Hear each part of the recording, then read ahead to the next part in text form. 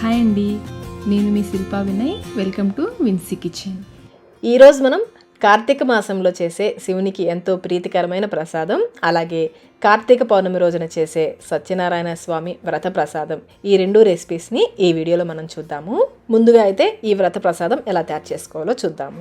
ముందుగా ప్యాన్లో 2 టేబుల్ స్పూన్ల నెయ్యి వేసుకుని, నెయ్యి కాగిన తర్వాత కొన్ని జీడిపప్పు వేసుకుని వేయించుకోవాలి. ఇవి కొంచెం వేగిన తర్వాత కొన్ని కిస్మిస్ కూడా వేసుకుని వీటిని కూడా వేయించుకోవాలి. జీడిపప్పు కిస్మిస్ రెండు బాగా వేగిన తర్వాత ఒక గిన్నెలోకి తీసుకుని పక్కన పెట్టేసుకోండి. ఇప్పుడు ఇదే నెయ్యిలో 1 కప్పు ఎర్ర గోధుమ రవ్వ, తెల్లది కాదండి, ఎర్రగా ఉంటుంది కదా గోధుమ రవ్వ, అది వేసుకుని లో ఫ్లేమ్లో కలుపుకుంటూ మాడిపోకుండా వేయించుకోవాలి. మీకు రవ్వ వేగాక కమ్మటి వాసన వస్తుందండి, అప్పటి వరకు మాడిపోకుండా కలుపుకుంటూ వేయించుకోవాలి. అటు ఇటుగా ఒక 10 నిమిషాల టైం అయినా పడుతుంది రవ్వ వేగడానికి. ఈ రవ్వ కొంచెం వేగాక మరొక పక్కన ఒక గిన్నెలో 4 కప్పుల నీళ్లు పోసుకోవాలి. 1 కప్పు రవ్వకి 4 కప్పుల నీళ్లు పోసుకోవాలి. ఉప్మాకైతే 3 కప్పులు సరిపోతుందండి, హల్వాకి మటుకు 4 కప్పుల నీళ్లు పోసుకోవాలి. ఈ నీళ్ళని మరిగించుకోవాలి. రవ్వ కూడా చక్కగా వేగిందండి, కమ్మటి వాసన వస్తుంది. అలాగే రవ్వ వేగిన తర్వాత ఈ విధంగా తెల్లగా కనిపిస్తుంది. ఇలా అయ్యేంత వరకు వేయించుకోవాలి. మరొక పక్కన నీళ్లు పెట్టాం కదండి, నీళ్లు కూడా మరుగుతున్నాయి. ఇప్పుడు ఈ నీళ్ళని ఈ వేయించుకున్న గోధుమ రవ్వలో కొంచెం పోసుకోవాలి. ఒకేసారి ఎక్కువ పోయొద్దండి, కొంచెం పోసుకుంటే పొంగిపోకుండా ఉంటుంది. మీరు కావాలంటే స్టవ్ ఆఫ్ చేసేసాక పోసుకుని నీళ్ళన్నీ పోసాక మళ్ళీ స్టవ్ ఆన్ చేసుకోవచ్చు. రవ్వ నీళ్ళల్లో బాగా కలిసేలాగా కలుపుకొని మూత పెట్టేసి లో ఫ్లేమ్లో ఈ రవ్వ బాగా మెత్తబడేంత వరకు ఉడికించుకోవాలి. మాడిపోకుండా మధ్య మధ్యలో కలుపుకుంటూ ఉండాలి. నీళ్లు చూడండి ఇంకా ఉన్నాయి కదా, ఈ నీళ్లు పూర్తిగా ఎగిరిపోయేంత వరకు ఉడికించుకోవాలి. మళ్ళీ ఒకసారి కలిపేసుకుని మూత పెట్టి లో ఫ్లేమ్లోనే ఈ నీళ్ళన్నీ ఎగిరిపోయేంత వరకు ఉడికించుకోవాలి. రవ్వ చూడండి చక్కగా ఉడికింది కదా, నీళ్లు కూడా పూర్తిగా ఎగిరిపోయాయి. రవ్వను ఒకసారి చేత్తో నొక్కి చూస్తే సాఫ్ట్గా ఉండాలండి. నాకైతే కరెక్ట్గా ఉడికిపోయింది చూడండి, చాలా సాఫ్ట్గా ఉంది కదా. ఒకవేళ మీకు రవ్వ ఉడకలేదు అనిపిస్తే కొంచెం వేడి నీళ్ళు కాసిపోసి కొంచెం సేపు ఉడికించుకోండి. రవ్వ క్వాలిటీని బట్టి ఒక్కొక్కసారి నీళ్లు ఎక్కువ కూడా అవసరం అవుతాయి. ఇప్పుడు ఇందులో 1/3 కప్పు తురిమిన బెల్లం వేసుకోవాలి. మీరు స్వీట్ తక్కువ తినే వాళ్ళైతే బెల్లం కొంచెం తగ్గించి వేసుకోవచ్చు. నేనైతే 1/3 కప్పు తురిమిన బెల్లం వేస్తున్నాను. నేను తీసుకున్న బెల్లంలో నలకలు లేవండి. ఒకవేళ మీకు నలకలు ఉన్నాయి అనిపిస్తే 2-3 టేబుల్ స్పూన్ల నీళ్లు పోసి కరిగించుకొని ఫిల్టర్ చేసి ఇందులో వేసుకోవచ్చు. ఇలా డైరెక్ట్గా వేసేస్తే ఈ వేడికి బెల్లం చక్కగా కరిగిపోతుంది. ఫ్లేమ్ లోలోనే ఉండాలండి, నిదానంగా కలుపుతూ ఉంటే బెల్లం చక్కగా కరిగిపోతుంది. బెల్లం చూడండి పూర్తిగా కరిగిపోయింది కదా. ఇప్పుడు ఇందులో 4 యాలకుల్ని మెత్తగా పొడి చేసి వేసుకోవాలి. అలాగే 1 టేబుల్ స్పూన్ నెయ్యి కూడా వేసుకుని ఒకసారి అంతా బాగా కలిసేలాగా కలుపుకోవాలి. బాగా నీళ్ళగా అనిపిస్తుంది కదండి, ఈ నీళ్ళన్నీ బాగా ఎగిరిపోయేంత వరకు లో ఫ్లేమ్లోనే ఉడికించుకోవాలి. మూత పెట్టేసి మధ్య మధ్యలో కలుపుకుంటూ మాడిపోకుండా చూసుకుంటూ ఉండాలి. లో ఫ్లేమ్లోనే ఉడికించుకోవాలి. చూడండి హల్వా బాగా దగ్గర పడింది కదా. కన్సిస్టెన్సీ ఈ విధంగా వచ్చేంత వరకు ఉడికించుకుంటే మీకు ఆరిన తర్వాత కూడా గట్టిపడకుండా ఉంటుంది. మనం చేత్తో తాకి చూసామంటే పాకం వచ్చినట్లుగా కొంచెం జిగురుగా అనిపిస్తుందండి. ఆ విధంగా అయ్యేంత వరకు ఉడికించుకొని మనం వేయించి పెట్టుకున్న జీడిపప్పు కిస్మిస్ కూడా వేసేసుకుని కలిపేసుకోవడమే. ఇక ఇందులో మీకు కావాల్సినంత నెయ్యి వేసుకోవచ్చండి. ఎంత నెయ్యి వేస్తే అంత టేస్టీగా ఉంటుంది. నేను మరొక టేబుల్ స్పూన్ నెయ్యి వేస్తున్నాను. ఈ నెయ్యి ఒకసారి ఇందులో బాగా కలిసేలాగా కలుపుకొని స్టవ్ ఆఫ్ చేసేసుకోవడమే.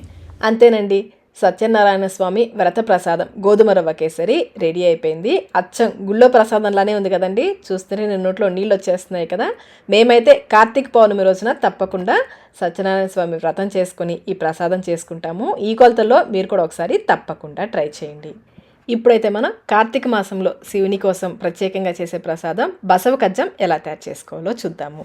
ముందుగా ఒక బౌల్లో 1/2 కప్పు పెసరపప్పు వేసుకొని 1-2 సార్లు శుభ్రంగా కడిగేసి 1/2 కప్పు వరకు నీళ్లు పోసి ఇవి మునిగేంత వరకు నీళ్లు పోసి 1 అరగంట పాటు నానబెట్టుకోవాలి. ఇవి నానేలోపు మరొక గిన్నెలో 1/2 కప్పు గోధుమ పిండి వేసుకొని ఇందులోనే 1 చిటికెడు సాల్ట్ కూడా వేసుకోవాలి. ఎక్కువ అవసరం లేదు, 1 చిటికెడు వేస్తే సరిపోతుంది. అలాగే 1 టీ స్పూన్ నెయ్యి కూడా వేసుకోవాలి. ఇందులో కొంచెం నీళ్ళు పోసుకుంటూ పిండిని కొంచెం సాఫ్ట్గా కలుపుకోవాలి. పెసరపప్పు గోధుమ పిండి సమానంగా తీసుకోవాలి. పిండి చూడే విధంగా సాఫ్ట్గా కలుపుకోవాలి. ఇప్పుడు ఒక వెడల్పుగా ఉన్న గిన్నె కానీ ప్లేట్ కానీ తీసుకుని గోధుమ పిండిని ఈ విధంగా చల్లుకొని పక్కన పెట్టేసుకోండి. ఇప్పుడు ఈ పిండిలో నుంచి కొంచెం పిండి తీసుకొని చూడండి, చాలా కొంచెం పిండి తీసుకోవాలి. ఇలా బాల్ లాగా చేసి లైట్గా ప్రెస్ చేయాలి.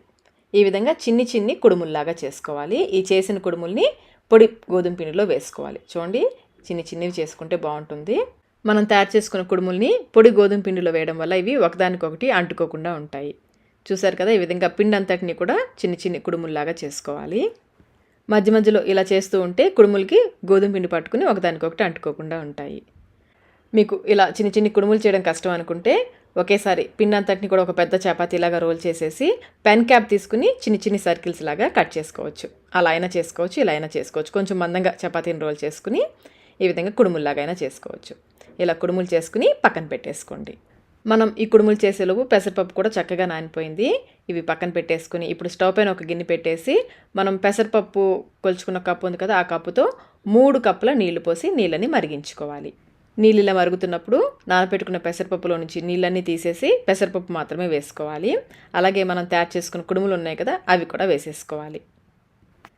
పెసరపప్పు కుడుములు వేశాక గరిటెతో నిదానంగా కలుపుకోవాలి. మరి ఫాస్ట్గా కలపొద్దు, నిదానంగా ఒకసారి కలిపేసుకుని ఫ్లేమ్ని మీడియంలో పెట్టేసి పెసరపప్పు కొంచెం మెత్తబడేంత వరకు ఉడికించుకోవాలి. కొంచెం సేపటి చూడండి, కుడుములు చక్కగా పైకి తేలుతున్నాయి కదా. పెసరపప్పు అడుగు పట్టుకోకుండా మధ్య మధ్యలో కలుపుకుంటూ ఉడికించుకోవాలి.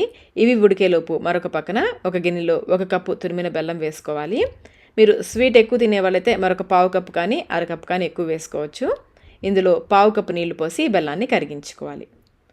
బెల్లం చూడండి పూర్తిగా కరిగిపోయింది కదా, దీన్ని తీసి పక్కన పెట్టేసుకోండి. పెసరపప్పు గోధుమ ఉండ్రాళ్ళు కూడా చక్కగా ఉడికిపోయాయి. పెసరపప్పుని మరీ ముద్దగా ఉడికించేయద్దు, కొంచెం పలుకులుగా ఉంటేనే బాగుంటుంది. ఎక్కువ టైం పట్టదండి, త్వరగానే ఉడికిపోతాయి. మనం పెసరపప్పుని నానబెట్టాం కదా, పెసరపప్పు ఉడికేలోపే ఈ గోధుమ ఉండ్రాళ్ళు కూడా చక్కగా ఉడికిపోతాయి. ఇప్పుడు ఇందులో మనం కరిగించి పెట్టుకున్న బెల్లం నీళ్ళు ఉన్నాయి కదా, అవి వేసేసుకోవాలి. ఒకసారి అంతా బాగా కలిసేలాగా కలిపేసుకుని ఈ బెల్లం నీళ్ళలో కొంచెం సేపు ఉడికించుకోవాలి. ఉండ్రాళ్ళు తీపి పట్టుకుంటాయి.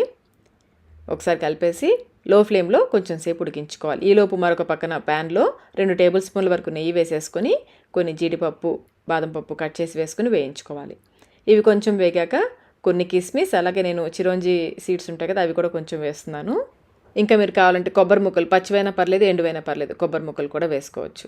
ఇలా డ్రై ఫ్రూట్స్ వేయించుకొని పక్కన పెట్టేసుకోండి.